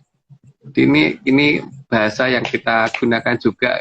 Kalau aku ngomong di anak Aryo, Mbak Vicky dan sebagainya, itu malah 0 datang gitu kan. Itu maksudnya mereka gitu. Itu istilah dari kita karena beliau manggilnya begitu gitu. Makhluk 0. Oke, lanjut. Ya, lanjut. Karena makhluk 0, itu memang sangat bodoh, namun bisa jadi akan sangat setia kepada yang mau merawatnya. Iya, kalau setia banget, tapi ya itu namanya IQ cuma 0, disuruh apa kadang nggak mudeng-mudeng gitu. Seperti kasusku waktu itu, ketika eksternal hadisku hilang, aku minta bantuan mereka dengan cara nunjukin gambar. Wah, ketemu-ketemu ternyata masalahnya tuh beda ukuran gambar yang di HP, yang di laptop dengan ukuran sebenarnya bentuknya ngerti mereka. Tapi karena ukurannya beda mereka anggap itu bukan gitu loh. Memang begitu namanya juga 0, gimana lagi? 0, ya IQ-nya. Ya. 0, beneran. 0 banget. 0. Jadi kadang-kadang kasihan juga gitu ngeliatnya. Iya. Nggak tega ya. Lucu tapi ya. Kita lucu. emang lucu. Makanya kenapa orang pada takut? Iya, makanya itu loh. Bentuknya serem, Om. Makanya selain pada takut, kenapa juga harus kok bisa dia ngatakan perundingan dengan mereka itu gimana bisa berunding itu loh namanya. IQ-nya cuma 0, Yang berunding IQ-nya 0,0 juga kali. atau menurunkan diri menjadi 0, ya nggak tahu ya. Merendah, itu dia merendahkan diri. Ya. Rendah diri dia, bagus. Kita lanjut. Selain itu, ini 9 ya? Ya. Selain itu, rata-rata mereka juga makhluk malam, terutama pada jam-jam 0, Yang namanya makhluk 0, makanya kan bangunnya itu jam 0, gitu. Iya sih, iya. Oke, lanjut. Ini ada yang nanya, Om, kalau barang terselip bisa disuruh nyari. Bisa, tapi sabar aja. Sabar, karena mereka ukuran bentuk mendeskripsikan barang yang hilang itu harus sedetail mungkin sampai mereka tuh ngerti. Masalahnya mungkin deskripsi dari kita sudah detail, problemnya mereka ngerti bahasa kita apa enggak, itu juga masalah berikutnya kan. Gitu. Tapi bisa sih sebenarnya, kalau mereka udah ngerti apa yang kita mau, gampang sih. Iya. Ya, itu butuh proses. Butuh waktu, karena perbedaan bahasa dan perbedaan IQ yang jauh banget. sangat mereka tuh dapat dikatakan blokan akut gitu, jadi dia sangat susah diajak bicara. Kalau manusia kan nggak ada yang IQ 0, mereka tuh 0, tuh udah termasuk besar ya. Iya, makanya 0, tuh udah hebat banget bagi mereka itu. Ya, lanjut. Maka menjadikan mereka menjadi makhluk 1,1 itu memang tidak gampang. IQ 1, aja mereka tuh hebat loh, tapi naik jadi 1, itu susah. Makanya ya gitu kok diajak berunding itu bingung aku terus terang. Mau IQ mereka itu cuma 0, mau naikin jadi lebih pintar dikit aja ngajari sampai habis waktunya. Oke, lanjut. Paling tidak mereka bisa dilatih untuk naik tingkat ke 0,07. Ya, biasanya kan 0,01, biasanya rata-rata di 0,01, kalau tambah tunggal begitu, berarti naik sedikit lah di 0,07 itu lumayan gitu paling tidak. Lanjut. Biarpun mereka itu sangat rendah logikanya, tapi mereka bisa melakukan apapun yang manusia tidak bisa lakukan. Mereka punya kemampuan yang bisa dimanfaatin oleh manusia, tapi mereka mempunyai logika yang sangat rendah. Jadi kan otaknya di kita, mereka yang melakukan. Sebenarnya kalau bisa disinkronisasikan, alam tidak menyediakan semuanya untuk kita kan, seperti itu. Mereka tersedia untuk kita, tinggal tergantung kita. Mau kita anggap itu barang menakutkan atau menganggap kita barang lucu gitu kan. Masalahnya itu.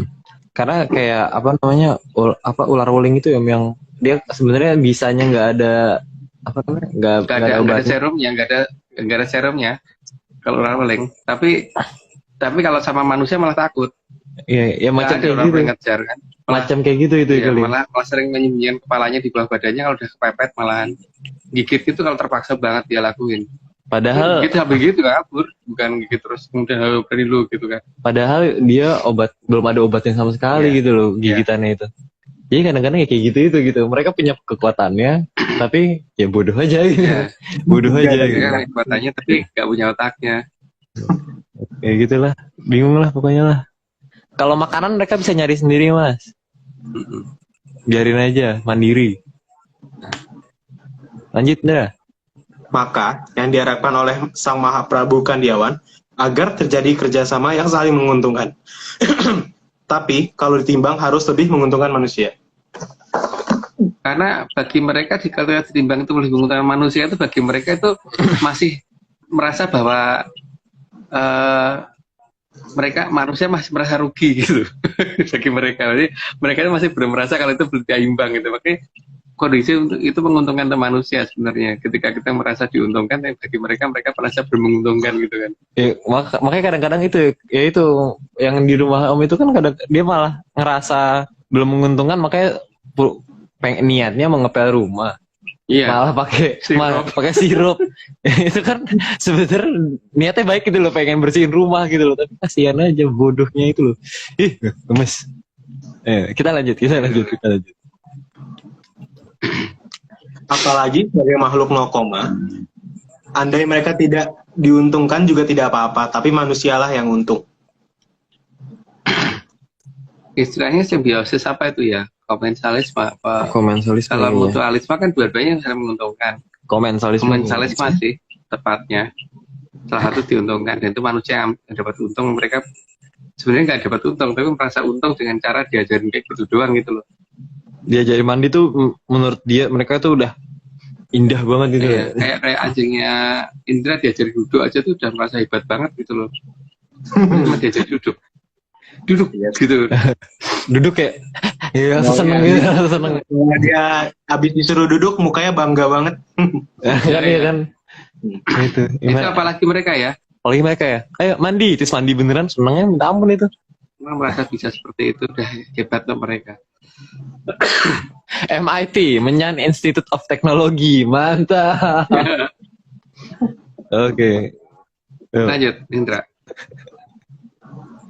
Jadi harus diingat lagi bahwa makhluk bekasakan itu bukan untuk disembah, tapi mereka lah yang menyembah manusia. Ini ditekankan berkali-kali oleh kita karena supaya tidak ada salah persepsi bahwa mereka itu yang harusnya menyembah manusia, biar manusia menyembah mereka ya. Itu harus diingat benar itu. Jadi kita harus mengerti pada posisi kita di mana gitu, sehingga kita tidak menyembah mereka nyembah kita. Ini ada yang nanya kalau yang merasuki manusia gimana Bu? Agung. Nah itulah masalahnya kan, harusnya manusia nggak bisa dirasukin. Cuman masalahnya karena kehilangan beberapa tata cara ini loh menjadi masalah. Iya. Nah, tata caranya apa yang hilang ya itu tidak bisa kita ungkapkan di sini. Nah mereka pasti akan berusaha pengen jadi manusia atau mereka cuma makhluk yang seperti itu. Kalau bisa jadi orang kan mereka merasa mendapatkan kehormatan yang besar. Mandi aja kehormatan yang besar, apalagi jadi manusia gitu. Harusnya nggak begitu, tapi kalau bisa begitu lah itu berarti apa yang salah dengan kita gitu. Oke, kita lanjutkan. 76 ya? Iya. 76 ya. Juga harus diperhatikan bahwa derajat manusia ada jauh di atas makhluk bekasakan. Bukan mereka yang mengatur, tapi mereka yang harus diatur oleh manusia. Maka, terkadang marah terhadap mereka itu sangat diizinkan. Jika mereka makhluk 0, ini tidak paham-paham. Karena mereka itu bergerak berdasarkan naluri dan kebiasaan itu bisa dirubah dengan cara dimarahin. Jadi, ya seperti Indra waktu pertama kali ngajarin anjingnya supaya kalau kencing dan kalau pup itu di luar kan juga ribet kan, tapi setelah ngerti kan bisa toh, akhirnya bisa juga kan, gitu loh. Tapi marah boleh, dibentak nggak masalah, tapi yang penting kita abis itu ngajarin mandi lagi, ngajarin yang benar gitu loh. Ini kalau kuda lumping gimana Om? Kalau kuda lumping dan sebagainya itu kita tidak bisa bicara dulu ya, karena bagi kita seharusnya yang namanya lembut itu tidak seperti tidak merasuk dengan mudahnya ke manusia. Harusnya begitu loh. Itu nggak tahu kenapa ada yang seperti itu, tapi kalau kita harusnya nggak begitu. Ya mungkin kita kudet kali ya Om ya. Mungkin kita kurang update perihal Kita itu. kurang update data kali. Kita kuper kali ya. Iya kita Kurang bermain. mainnya kurang jauh mungkin. Jadi kita nggak ngerti ya kayak gitu. Belum ya nggak tahu lah. Ya begitulah pokoknya Oke, ya. lanjut Pak Indra. Jadi, di awal tugas Hamemayu memang akan sangat menjengkelkan karena makhluk 0, itu emang sangat susah paham. Mereka hanya bisa bergerak mengikuti perintah, dan itu pun akan sering salah di saat-saat awal. Itu tadi karena mereka berdasarkan naluri dan kebiasaan. Makanya ketika belum masuk dalam kebiasaan mereka akan sering-sering salah. Itu kita harus maklum. Lanjut, Indra. Tapi jangan gampang menyerah dan putus asa. Dalam Hamemayu terhadap makhluk 0, itu, meski lumayan menghabiskan banyak waktu. Yang jelas pasti memang bosanin sih. Tapi ya itu terserah sih. Tidak juga tidak apa-apa, biar kita aja ya, Rio ya. Iya biar makin banyak kan asik ya. Oke, lanjut. Ya. Mereka sangat perlu perencanaan yang jelas, mungkin sejenis kurikulum permakhlukan agar bisa dihamayukan semuanya. Agar mereka bisa diajari mulai dari hal yang sederhana sampai ke hal yang paling rumit. Kurikulum. Ya harus ada kurikulumnya sih kayaknya, tapi kita belum punya kurikulum itu lah, makanya siapa yang bisa bantu nyoba nyusunin gitu. Nah, kalau ada yang membantu nyoba nyusunin kita akan baca pasti kita akan terapin kalau memang bisa diterapin gitu. Oke, lanjut. kurikulum semester pertama ngajarin mandi. Oke, kita lanjut. Karena makhluk 0, itu memang benar-benar tidak punya logika. Jadi hanya bergerak berdasarkan naluri dan kebiasaannya saja. Maka manusialah yang harusnya menentukan arah mereka itu. Oke, tadi kan udah dijelasin ya, setelah ini lanjut aja 81. Namun juga harus ada batasan bagi mereka dalam mengikuti kita. Karena makhluk 0, itu tidak akan paham jika tidak diberitahu dengan detail dan berkali-kali sampai masuk dalam naluri dan kebiasaan mereka. Kalau perlu pakai marah nggak apa-apa ya, karena memang susah ngasih taunya. Apalagi jenis bahasanya juga berbeda dengan kita kan. Iya maksudnya bahasa Jawa pun kalau misalnya bahasa Jawa pun nggak ngerti juga ya. Belum tentu ngerti juga mereka. Bahasa Sanskerta juga belum ngerti, Iya. belum tentu ngerti. Bahasa Kawi juga belum tentu ngerti. Mereka punya bahasa sendiri dan bahasa mereka tuh juga kita belum tentu paham. Jadi untuk membuat mereka paham dengan kita juga butuh waktu kan. Bahasa Sama kayak mereka ngobrol sama kenapa? Apalagi dengan IQ yang yang sangat-sangat rendah gitu. Ya mereka ngomong aja cuma bisa hihihi, Indra.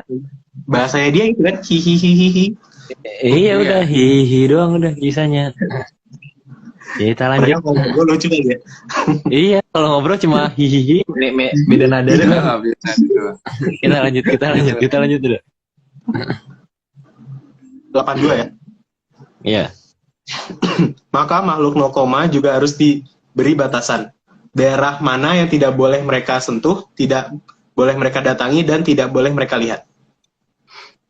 Itu aturan dari kita yang bikin dan mereka harus dibiasakan supaya mereka ngerti daerah mana aja yang itu tadi. Karena kalau tidak ya mereka akan kemana-mana semau mereka. Oke, lanjut. Karena makhluk 0, sebagai makhluk hidup, mereka juga butuh kebebasan. Namun harus diberitahu batasan agar mereka tidak mengganggu alam raya. Ya makanya kan Prabu Balyo membuat supaya mereka nggak terlihat, salah satunya itu ya. Tapi paling tidak ya kita juga harus memberikan batasan-batasan lagi kepada mereka karena kan jumlah mereka itu sangat banyak, sehingga kalau diatur dari zaman dulu tentu kan akan berkembang, sedangkan mereka sudah terlepas dari komunikasi dengan manusia 500 tahun ini kan, sehingga perlu mereka diatur lagi gitu. Paling tidak supaya mereka mengerti batasan lagi, terutama untuk generasi muda mereka. Ini ada yang nanya kalau bisa berbahasa itu biasanya malah kayak burung beo itu kan? Iya. Karena saking seringnya diomongin itu gitu, jadi ngikutin. Jadi kalau kayak burung beo itu kan diajarin ngomong halo, ya bisanya halo doang, tapi dia nggak ngerti halo itu artinya apa gitu. Iya. Cuman Ya, bicara sama. gitu doang ya. Iya, sama aja kayak mereka itu kok tiba-tiba dengar bekas Aan itu ngomong eh beli sate bang, nah itu dia keseringan denger itu berarti kan gitu. Tapi nggak ngerti artinya Nggak apa. ngerti artinya apa gitu. Berarti gitu ya. Kayak burung beo emang. Lucu sih sebenarnya. Yuk lanjut nggak. Yang harus diingat sekali lagi, makhluk no koma bukan untuk manusia berguru. Tapi tugas manusia yang mengajari. Jadi mereka harus berguru kepada manusia. Itu udah jelas ya, dari tadi udah dijelasin. Jangan sampai dibalik gitu. Oke, lanjut Indra. Dan karena makhluk no koma itu kuat, maka mereka bisa dimanfaatkan tenaganya. Dalam saat mendologiri, hal itu diizinkan karena termasuk untuk Hamamayu Hayuning Bawono. Digunakan tenaganya itu misalkan untuk ngangkatin batu-batu besar dan sebagainya gitu. Yang kita nggak mungkin bisa dapat ngangkat. Untuk mindahin. Untuk nutupin dari pandangan orang dan sebagainya gitu ya. Itu menggunakan mereka bisa sih. Ya dorong mobil juga bisa. Dorong kendaraan. Atau kalau misalnya kita lagi bahaya terus harusnya kita ngerem malah lengah, ditarikin sama dia malah bisa gitu. Gitu bisa. Malah bisa. Ngajarinnya Tapi ya, susah. ngajarinnya itu ya. Yang amit-amit Amit-amit jabang. bambu ya. Susah banget. Oke, lanjut. Namun, berdasarkan perintah dari Sang Mahaprabu Kandiawan, seharusnya kekuatan makhluk no koma jangan digunakan untuk hal yang tidak baik. Ya, jangan pakai untuk ngerugiin orang, nyakitin orang, rusak alam raya dan sebagainya. Gunakan dengan yang benar gitu. Jangan diajari maling, walaupun bisa loh. Jangan diajari nyolong, walaupun bisa. Yang bunuh orang juga bisa. Bisa. Jangan, tapi jangan diajari kayak gitu. Tapi jangan diajarin kayak gitu. Lanjut.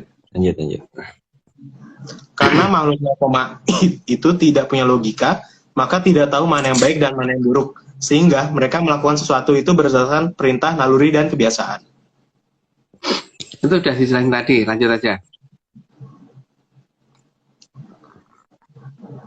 Berapa sih? 87 88. Makhluk no koma itu jangan diajari berkelahi, meskipun mereka sangat suka berkelahi, terutama dalam jumlah massa. Nah itu jangan diajarin kayak gitu ya. Kalau bisa didistract supaya mereka tuh nggak seperti itu. Golongan mereka sendiri juga begitu kok. Oke, lanjut. Makhluk no koma juga jangan diajari membunuh, karena mereka bisa aja melakukannya tanpa meninggalkan jejak. Ya jelas nggak jejak karena mereka nggak ada wujudnya. Jadi jangan pernah diajarin seperti itu. Jangan pernah kita ya nggak boleh lah. Jadi nggak jadi Hamamayu Hayuning Bawono. Ya, dan sang yang penting akan marah besar kalau kita menggunakan hal kayak gitu. Makanya jangan digunakan seperti itu. Oke, lanjut. Tapi hal kayak gitu banyak terjadi nggak sih sebenarnya?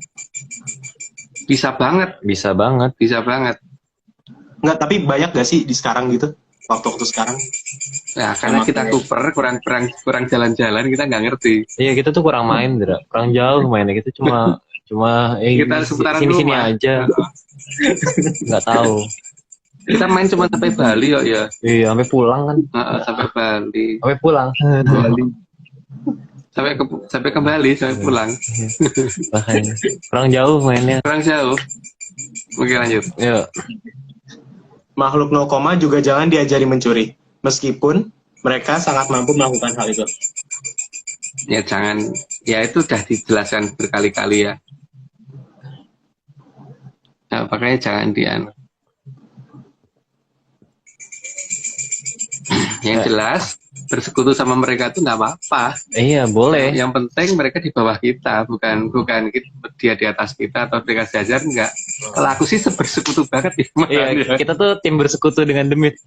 Karena lumayan ya, kalau bersekutu sama mereka tuh untungnya banyak gitu loh. Minimal bisa ngilang. Mobil bisa direm sendiri. Itu dia. Oke, lanjut. Oke, kita lanjut. Makhluk no koma jangan diajari tata cara sabotase, karena mereka sangat sanggup melakukan hal itu. Ya itu hal-hal yang tidak baik itu kan artinya tidak memayu hayuning bawono, rusak-rusak itu jangan diajari lah, walaupun mereka bisa banget, bukan nggak bisa ya, bisa banget, jadi jangan di ini. Kasihan lah. Makanya aku sih bersekutu banget, bersekutu sekali malah dengan mereka Dan bangga. dan bangga. Kita lanjut. Karena makhluk no koma juga jangan diajari membakar sana sini, karena mereka sangat bisa melakukan itu semua dengan tanpa meninggalkan jejak.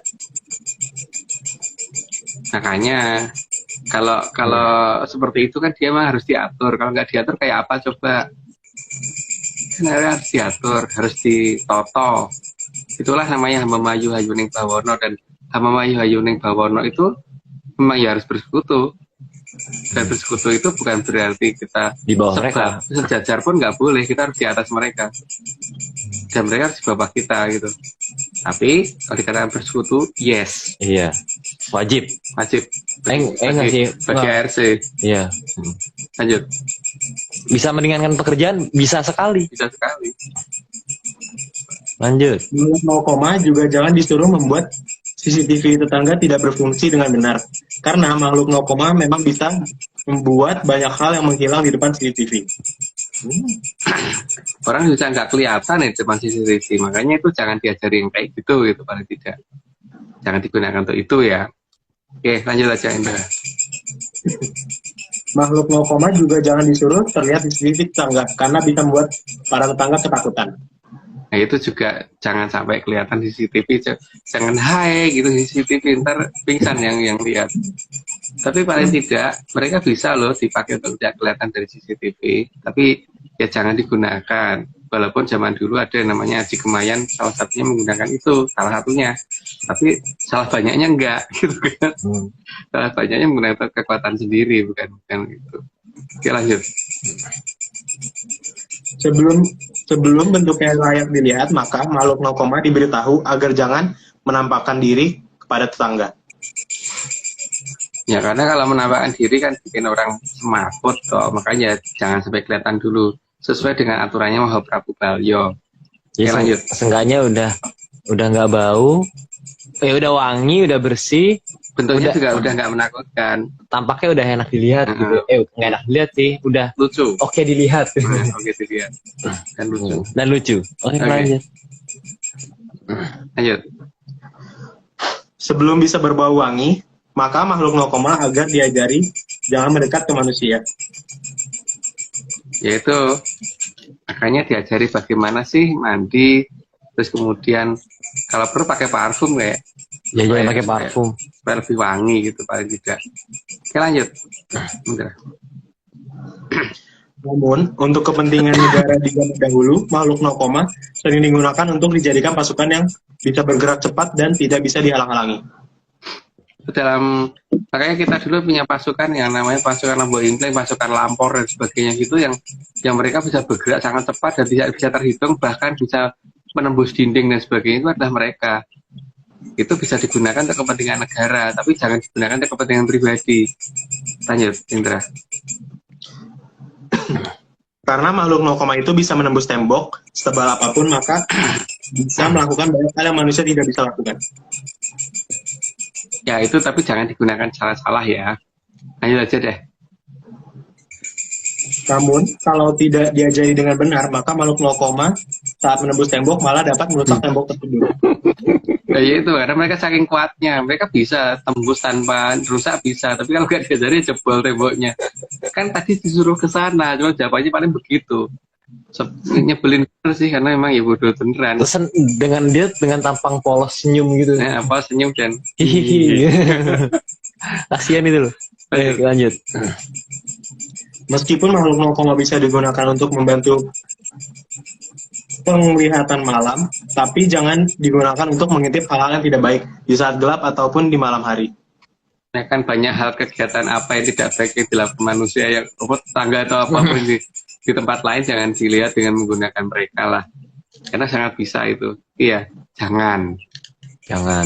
Kayaknya udah 100, area perlu disclaimer lagi deh. Oke, siap. Aduh, aku nggak usah pindah tempat ya, jadi aku hilang. Mana Arionya? Ya aku hilang. Nggak ada Rio.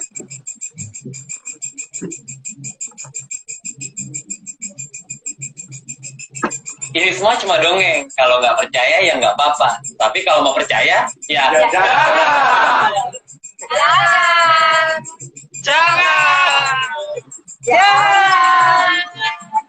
Jangan. Jangan. Jangan. Oke, kita lanjut. Lanjut. 101. Ayo Andra. Namun makhluk no koma bisa digunakan untuk memperjelas peralatan malam, meski peralatannya sudah rusak. Itu bisa banget sih. Karena mereka bisa memberitahukan dengan gambaran 3D ya. Kalau kita bisa ngajarinya loh. Kalau enggak ya nggak bisa. Ya semangat. Oke, lanjut. Gitu lah. Dan sangatlah mungkin pasukan sesangar ini akan mundur jika melihat makhluk no koma tersenyum. Iya. Benar. Ini kan apa namanya? Walaupun sesangar-sangarnya pasukan lawan, mungkin satu makhluk ini aja muncul dengan tersenyum. Hihihi, itu kabur semua itu satu ini. Atau misalkan tiba-tiba masuk dalam tank terus tersenyum aja kalau ada yang kan mereka simbolnya selalu begitu, tersenyumlah maka melawanmu kelepak-kelepak gitu. Kalau makhluk biasanya senangnya seperti itu. Oke. Lanjut. Ya, lanjut. Karena senyuman makhluk no koma itu bisa membuat kelepek-kelepek. Apalagi kalau tertawa yang biasa berbunyi hihihihi. Ya itulah. Mungkin tadi sudah dijelasin. Jadi lanjut aja. Mantap. Karena tersenyum secara bersahabat itu adalah keahlian dari makhluk no koma dan senyuman itu bisa membubarkan pasukan lawan. Karena emang mereka keahliannya itu ya, menangnya dengan tersenyum gitu loh. Dengan tersenyum aja itu pihak lawan sudah berantakan gitu loh. Nah, kalau manusia nggak tahu ya punya ajaran kayak gitu apa enggak. Tapi kalau mereka jelas itu seperti itu. Cuman cukup dengan tersenyum dan tertawa saja, lawan sudah berantakan. Kabur tunggang langgang gitu. Itu megang senjata aja bisa lepas itu senjatanya. Saya lepas. Sudah saking gemeteran banget. Itu apalagi kalau dicium. Wah, gitu sekali. Gitu langsung bubar. Kalau nggak kita sengaja jangan ajarin sikat gigi. Jadi pas ini ditiupnya, gitu. Udah. Gua apa nih kabur. Oke, lanjut. Apalagi kalau sudah mulai turun tangan, maka pasukan lawan mungkin akan memilih mundur daripada berurusan dengan makhluk no koma. Karena makhluk seperti kan cari perhatian terhadap mereka yang merawatnya kan, sehingga kalau misalkan disuruh maju ya maju beneran. Dan masalahnya bagaimana kita memberitahukan supaya jelas bahwa mereka harus melakukan apa gitu.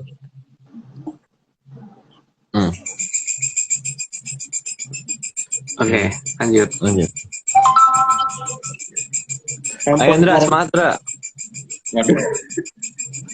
Sampun orto timbulipun sang ero cokro kang wenang nundung setan saha anggerahaken sedaya jim setan priprayangan serana wang sulipun angin-angin mering kamulyaning tribuana. Mantap. Ya jelas itu tidak diterjemahkan. Itu cuman kata-kata dari kita terhadap mereka karena beliau sudah menuntut kita untuk membuat ini semua gitu kan. Jadi sudah cukup sampai di sini. Entah bacanya bener apa enggak ya kita denger aja gitu. Bacanya nggak tahu tadi, nggak dengerin. Tapi tadi ada yang nanya lagi Om, mereka tuh nggak bisa mati tapi ya. Nggak bisa. Mau dibunuh kayak apa juga nggak bisa mati. Jadi ya mereka akan tetap ada, guys. Jadi ini kan kalau diulangi lagi ya, ayat 6 kan sampun arsa timbuling sang eru cokro kang wenang nunduk setan so angrahaken sedaya jim setan priprayangan sono wangsulipun angin ring kamulyaning tribono. Jadi nggak tahu nih apa artinya. Artinya apa ya? Kita nggak bisa mengartikan itu. Yang penting kita disuruh nulis itu dan sudah kita tulis gitu. Gitu. Terima kasih juga kepada Menyanners di Bali dari Jembrana, luar biasa sambutannya terhadap kita. Terima kasih sekali. Di Gianyar juga. Ada Bipiki, Bikomang, terus Beli Merta, terus Mbak Sita, terus Mbak Sarah, Mbak Rita ya, sebelumnya lagi lupa namanya. Terus itu pada teman-teman Di Sanur. yang di Sanur, terima kasih juga. Terima kasih pada Mbak Omeng dan Mbak Jo yang Jadi forader. jadi koridor kita menuntun jalan kemana-mana sehingga nggak tersesat di Bali. Oh, dan Ya. terima kasih sudah mau pamrih ya Mbak ya. Dan terima kasih sudah mau pamrih juga Mbak Anom Dan keluarga. makasih, dan keluarga makasih. Oleh-olehnya jadi banyak banget Iya, yang kita bawa. Heeh. Terus pada teman-teman yang di Gianyar, di Gusti Rai, dan teman-teman yang lain yang di Gianyar, terima kasih sekali sudah memberitahukan ke kita seperti apa sih hidup di Bali itu ya. Enak sekali, ternyata nyaman Ini sekali. indah ya, dan bangunannya indah banget ya, malah lebih indah dari yang di Jakarta. Dan juga terima kasih pada teman-teman yang di Banyuwangi. Wah, kita langsung kenyang aja Iya. ke Banyuwangi. Datang kenyang. Begitu kenyang langsung SMS kita makan pulang. Setelah makan kita langsung Kabur. pulang. Itu ya. Itu juga terima kasih kepada Parade, terima kasih Aryo, silakan. Oke. Aku lupa urutannya. Oke, Parada terima kasih.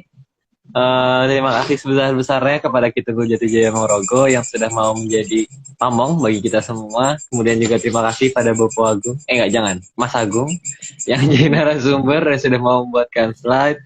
Kemudian juga Bro Indra, terima kasih Bro Indra yang sudah mau menyumbangkan suaranya pada malam hari ini. Kemudian juga Mas Nogo yang sudah mau merapikan slide. Terus kemudian Bang John, gambarnya seperti biasa hari ini keren sekali. Terus Mbak Vicky yang ini latar belakangnya. Ya Mbak Vicky, makasih minjem ini latar belakangnya. Terus kemudian begitu juga Om Iwan, terus Mas Hesko dan segelintir tim ARC lainnya yang mungkin tidak bisa disebutkan. Dan terakhir untuk Chief Executive Bapak Bos Besar Marius Gumono. Terima kasih Pak sudah mau memulai dan ya akhirnya bisa sampai hari ini. Sampai 116. Oke, kita disclaimer beneran, disclaimer agak setengah serius. Serius sih ini serius. Ini disclaimer serius. Tim ARC tidak pernah menjual jasa untuk berkomunikasi dan bertemu dengan para leluhur dalam bentuk ritual apapun. Waspada terhadap oknum yang mengatasnamakan tim ARC. Ritual resmi hanya dilakukan oleh Mas Agung Bimo, Mbak Vicky Ananda, dan Mas Aryo. Jadi untuk informasi resmi hubungin via DM IG @VickyAnandaReal. Gitu. Jadi DM aja Mbak Vicky-nya. Oh iya, untuk akun yang Mbak Vicky yang lama itu nggak tahu kenapa nggak bisa digunakan. Jadi kalau ada yang menerima DM dari akun yang Mbak Vicky yang lama, diabaikan saja ya. Ya. Karena sekarang sudah dirubah menjadi Vicky AnandaReal. Vicky AnandaReal. Nanti Vicky Ananda, mungkin kalau Vicky Ananda ini bisa di report atau diblokir, jadi biar aman sekalian. Gitu. Ada pesan-pesan terakhir? Ya, bantu blokir aja. Bantu blokir dan kita bantu Halemayu Hening Bawono ya. Kita ngerawat Demit. Sekutu. Itu dengan Demit. Cari Demit dulu deh. Oke. Kita cari. Minta suruh datang aja Ndra, di rumah. Suruh datang ke rumah aja. Oh ini open house. Open house ya. Open house Demit kita. Oke. Kalau gitu sudah ya, kita udah kayaknya Sudah cukup. Jadi ya diingatkan kembali besok ada kopdar Di di Jogja Ngayo Yogyakarta. jam 1 siang sampai dengan jam 7 malam, karena setelah itu kita mau balik ke Pulang. barat. Kita mau pulang. Mau bukan ke Bali lagi tapi pulang. Pulang. Bukan pulang Bali. Pulang ke Bali. Boleh sih. Mau sebenarnya mau. Asik sih ya. Kalau nggak sidang mau. Kalau nggak sidang mau. Ya, nih Indra nih hampir ikut nih Om nih. Nyesel nggak Indra? Banget ya dia. Udah mau pusing sekarang. Aduh. Yes, oke. Oke, Gitu ya. teman-teman, terima kasih. Sampai jumpa di Terima kasih malam ini sudah mau bergabung dan juga aktif di kolom komentar. Mungkin kalau misalnya ada pertanyaan-pertanyaan lanjutnya bisa add pikiran Anda, pertanyaan tentang demit-demitan juga bisa. Kalau demit-demitan nanya ke aku juga. Keahliannya sih Mbak Vicky, demit-demitan itu Mbak Vicky. Terus kalau ya itu sih, karena mirip nggak sih? enggak ikutan. Jadi terima kasih teman-teman. Kita sampai jumpa di episode selanjutnya di episode 117. Kita masih ada pesan dari Maha Prabu. Lupa banyak Pokoknya banget. ada pesan dari Sasul sama Maha Prabu juga. Jadi didengarkan dan ya jangan lupa ini semua cuma dongeng. Kalau nggak percaya nggak apa-apa. Tapi kalau mau percaya ya jangan. Jadi sampai jumpa di pertemuan minggu depan dan salam sehat, salam menyan. Salam menyan.